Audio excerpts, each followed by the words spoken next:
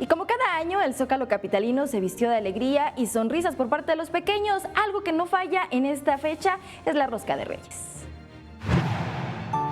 Con la liberación de decenas de globos que llevaron la cartita de deseos de los niños y niñas a los Reyes Magos, inició la repartición de la tradicional mega rosca de Reyes. Familias enteras detuvieron su andar por el Zócalo capitalino para degustar de un pedazo de pan tradicional de la fecha, acompañado por leche. Ahora sí que me invitó un señor, pásate y aquí estamos. Está rica, deliciosa. Y con motivo del Día de Reyes, los buenos deseos no podían faltar. Y pues ese es mi deseo, que todos sigamos estudiando y sepamos por qué camino nos vamos.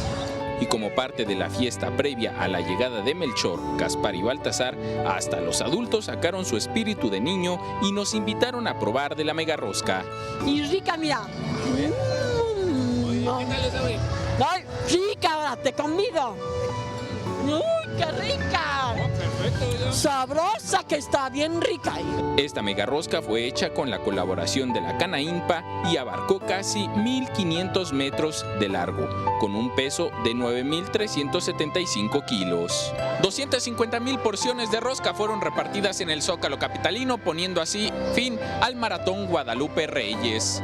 Con imágenes de Jesús Arias, Enrique Muñiz, 21 Noticias.